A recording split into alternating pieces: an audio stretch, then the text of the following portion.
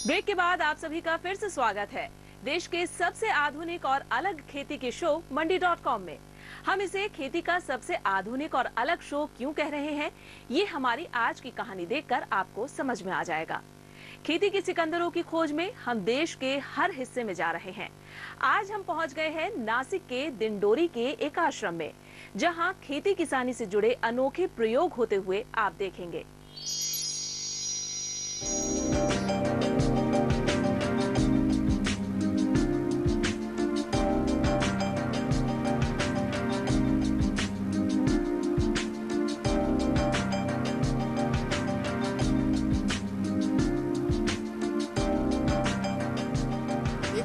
जब घर के सबसे कमजोर बेटे को खेतीहर बना दिया जाता था, लेकिन अब ये बीते जमाने की बात है, क्योंकि आज के जमाने में खेती का सिकंदर बनने के लिए खेती के ज्ञान और विज्ञान के साथ कदम मिलाकर चलना जरूरी है। कुछ इसी तर्ज पर नासिक के डिंडोरी तालुके में आज यह संस्था किसानों को मुनाफा बढ़ाने और खर्च घटाने का फॉर्मूला सिखा रही है। भारत एक कृषि प्रधान देश है, ये हम वर्षों से सुनते आ रहे हैं, लेकिन इसके बाद भी खेतों में अच्छी उपज के लिए पानी मिलना सबसे बड़ी मुश्किल बना हुआ है। भारतीय खेती पूरी तरह सही मायने में भगवान भरोसे ही रहती है। भगवान भरोसे मतलब मॉनसून की बारिश के भरोसे।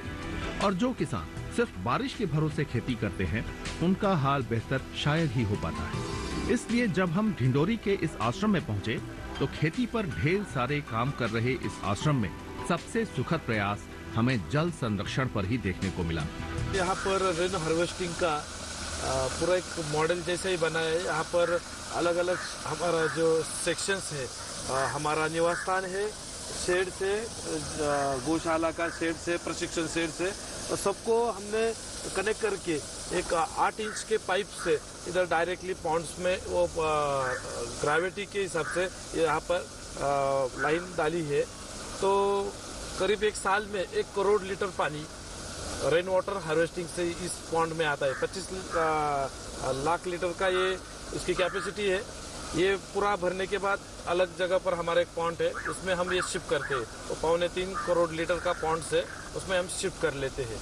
तो अगर ज़्यादा पानी हो गया तो जो हमारा पुराना जो बंद हुआ जो बोरवेल है, उसमें भी हम ये पानी डालते हैं। 2 बड़े तालाबों में पानी बचाना और फिर ड्रिप इरिगेशन और रेन इरिगेशन जैसे अत्याधुनिक साधनों का प्रयोग करके पानी का अधिकतम प्रयोग करना। इस आश्रम में करीब 8 लाख रुपए की लागत से एक ऑटोमेशन सेंटर भी तैयार किया गया है, जहां से कई दिनों के लिए सिंचाई की प्रोग्रामिंग की जा सकती है। मतलब जिस खेत को जितनी जरूरत है वो इसमें भर दीजिए, पानी अपने आप वहां सही मात्रा में पहुंच जाएगा। आप चाहें तो अपने मोबाइल से भी इसे चला सकते हैं। यहाँ का हमारा 12 एकड़ का ऑटोमेशन प्लांट लगा है। यहाँ पे सब फसल को पानी कैसे देने का यह प्रोग्राम रहता है। हर वाल को यहाँ से ऑपरेट हो रहे हैं, किधर पानी कैसे भेजने का यहाँ से सब सिस्टम है। यह सिस्टम से सब काम होता है। मान लो एक 10 दिन का आगे का प्लानिंग जो है पानी देने का, वो हम यहाँ से कर सकते हैं। ये प्रोग्राम रख के सब हम बाहर भी गए किधर, तो मोबाइल से भी ऑपरेट कर सकते हैं। खेती का आधार यानी पानी के बेहतर इस्तेमाल के बाद अब चलते हैं यहाँ चल रही किसानों के फायदे की दूसरी कक्षा में। इसमें किसानों को ऐसी खेती के गुर सिखाए जाते हैं जिसके लिए न जमीन चाहिए और न ही हल, बैल या ट्रैक्टर। ये खेती घर के अंदर या किसी झोपड़ी में भी की जा सकती है और शानदार मुनाफा कमाया जा सकता है। ये खेती है मशरूम की, और आश्रम का दावा है कि यहाँ किसानों को मशरूम की ब्रीडिंग यानी बीज तैयार करना सिखाया जाता है, जो जानकारी बहुत ही कम जगहों पर उपलब्ध है। धान से चावल निकालने के बाद बचे हुए पुआल से डिब्बे बनाए जाते हैं और फिर उसमें मशरूम की खेती होती है।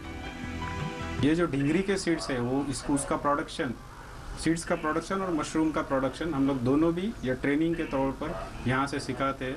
हम लोग फार्मर को, जो किसान है, उसको पूरा इंडिपेंडेंट, सेल्फ इंडिपेंडेंट बनाते हैं। ये इसका मशरूम का ट्रेनिंग देते हैं। अब ये जो साइज़ का बेड आप देख रहे हैं, तो करीब करीब इसमें जो लागत आती है वो 10 रुपये की लागत आती है। और हर 15 दिन के बाद में इसमें से एक 350 या 400 ग्राम मशरूम निकलते हैं। तो 3 बार जो निकलते 15-15 दिन के गैप से, तो 45 डेज में करीब करीब ये 75 रुपीज़ तक एक किसान को, एक फार्मर को इसका एक इनकम सोर्स हो जाता है। अच्छा। मशरूम के अलावा आश्रम में मछली पालन, खास तौर पर एक्वेरियम की मछलियों के बीज बनाने और उन्हें पालने का भी एक ट्रेनिंग सेंटर है। फिलहाल यहाँ केवल गोल्ड फिश और फाइटर मछलियों की प्रजातियां हैं और यहाँ फिशरीज के विशेषज्ञ गजेंद्र के मुताबिक ये केंद्र किसानों के लिए एक बेहतर मौका उपलब्ध कराता है, जहाँ वे 60 से 100 रुपए के निवेश से शानदार कमाई कर सकते हैं। यहाँ पे हम लोग ने ये 6 टाइप्स के जो पॉन्ड बनाए हैं, इसमें हम लोग ने male tank, female tank, child tank, breeding tank और मेडिकल टैंक ऐसे बनाए हुए हैं। मेल टैंक में हम लोग सिखाते हैं कि फिश में से मेल कैसे पहचाने, फीमेल कैसे पहचाने, ब्रीडिंग सीजन उसका कौन सा होता है और किस टाइप से ये फिश अलग अलग टाइप की फिश ब्रीड होती है। और सेकंड थिंग, जब वो फिश को कोई भी अगर बीमारी होती है तो 3-4 टाइप की बीमारी नॉर्मली पानी में से आती है या फूड में से आती है। और जो भी यहाँ पे लोग आते हैं उनको हम लोग यही दिखाना चाहते हैं कि ये एक बहुत अच्छा आपके खेती के साथ में, अगर आपके पास वाटर रिक्वायरमेंट है, कुछ स्पेस रिक्वायरमेंट है, तो कुछ बहुत कम बजट में आप 1 साल या 1.5 साल में बहुत बड़ा एक छोटा इन्वेस्टमेंट करके अच्छे मायने तक आप फिश जो एक्वेरियम फिश ब्रीडिंग आप यहाँ से सीख के आप अच्छी इन्वेस्टमेंट आपकी कर सकते हैं। ये 100 रुपये से शुरुआत हो सकता है, हम लोग ने ये 60 रुपये से शुरुआत किया था। आधुनिक तरीकों को सहजता से अपनाने वाले इस आश्रम के संचालक प्राचीन भारतीय शास्त्र के भी ढेरों संदर्भ बेहतर खेती के लिए इस्तेमाल करते हैं। ऐसा ही एक प्रयोग है कि खेतों में अगर एक साथ आम, सागवान और भेंत लगाए जाए तो वहां बादल रुककर बारिश करते हैं। आश्रम का दावा है कि महाराष्ट्र भर में स्थित उसके 1200 केंद्रों पर इस प्रयोग को सफलता मिल रही है। इसी तरह यहाँ किसानों को खेती में वास्तु के महत्व और उस लिहाज से खेतों की तैयारी के बारे में भी प्रशिक्षित किया जाता है। ऋषियों के प्राचीन परंपरा से वास्तुशास्त्र का खेती में बहुत बड़ा महत्व है और एक हमने यहाँ पर एक मॉडल बनाया है कि खेत में किसान का घर कहाँ होना चाहिए, वो यहाँ पर दक्षिण और पश्चिम के कोने में ये घर होना चाहिए। लेबर का घर कहाँ होना चाहिए, तो वो हमने यहाँ पर रखा हुआ है कि पूर्व और दक्षिण के कोने में लेबर का घर और खेती के जो उपकरण है वो होने चाहिए। और गाय का जो गोठा है वो कहाँ पर होना चाहिए, तो वो उत्तर और पश्चिम के जो कोना है उसमें होना चाहिए।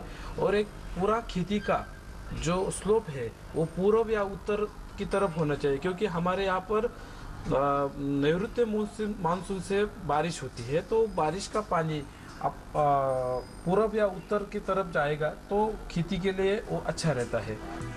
खेत गाय एक दूसरे से पूरी तरह जुड़े हुए हैं। इस सिद्धांत को तथ्य सहित साबित करने वाले इस आश्रम में शुद्ध भारतीय नस्ल की गायों को विकसित करने पर भी काम चल रहा है। ज्यादा बारिश में पैदा होने वाली तैलीय त्वचा की डांगी, कम बारिश वाले इलाकों में पाई जाने वाली लाल कंदारी, गुजरात की गीर, पंजाब की साहिलवाल, राजस्थान की धार पारकर और हरियाणा की राठी नस्लों सहित करीब 14-15 शुद्ध नस्लों की गायें यहाँ हैं, जिनके गोबर से उपले बनाकर भी बेचे जाते हैं। भारत में जितनी भी गायों की नस्लें हैं उसमें से 14-15 नस्लें हमने यहाँ पर रखी है और उनका हम बहुत अच्छी तरह से ख्याल रखते हैं। तो इनमें से गीर, डांगी, लाल कंदार और खिल्लार, हॉस्टेन, फुले त्रिवेणी ऐसी कुछ नस्लें हैं जो हमने यहाँ पर विकसित किए हुए हैं। इसमें से ज़्यादा दूध देने वाली जो गीर गाय है वो गुजरात में ज़्यादातर मिलती है। लातूर की लाल कंदार है और डांगी जो है पहाड़ों पे चढ़ने वाली गाय है जो अहमदनगर साइड में मिलती है। और उसके बाद ये देवनी गाय है, ये भी लातूर में ही मिलती है। ये शुद्ध गोवंश वाली गाय है जो कि भारत में ग्रामीण इलाकों में ये पाई जाती है। और बछड़ों का वार्ड हमने अलग से रखा है और गाभन गाय का अलग सा है। गोवंश के खाने के लिए यहाँ एजोला और हाइड्रोफोनिक की खेती भी की जाती है। सब्जियों को सुखाने के लिए आश्रम की बेकार पड़ी वस्तुओं से ये सोलर ड्रायर तैयार की गई है, जो सब्जियों को उनकी पूरी पौष्टिकता के साथ करीब 6 महीने तक सुरक्षित रखता है। और आश्रम के संचालकों के दावे के मुताबिक इस ग्रीन हाउस में 1200 औषधीय वनस्पतियों की खेती भी की जाती है, जिनमें कई तो दुर्लभ प्रजातियां हैं। HIV के इलाज में इस्तेमाल होने वाली नरकया, डायबिटीज के रोगियों के लिए स्टीविया, कैंसर की दवा सप्तरंगी के अलावा कपूर और रुद्राक्ष के पेड़ भी यहाँ मौजूद हैं। गांधी जी गांवों के आर्थिक स्वावलंबन की बात किया करते थे। गाय के दूध से भोजन, उसके गोबर और गोमूत्र से खाद और पेस्टिसाइड, बारिश के पानी से सिंचाई और औषधीय वनस्पतियों से बीमारियों का इलाज। कुछ इसी तर्ज पर यहाँ इस केंद्र को एक इंक्यूबेशन सेंटर कह सकते हैं, जहाँ से प्रशिक्षण पाकर किसान खेती की प्रगतिशीलता के नए आयाम गढ़ रहे हैं। नासिक में डिंडोरी से मंडी.com के लिए अनिल वत्स के साथ भुवन भास्कर।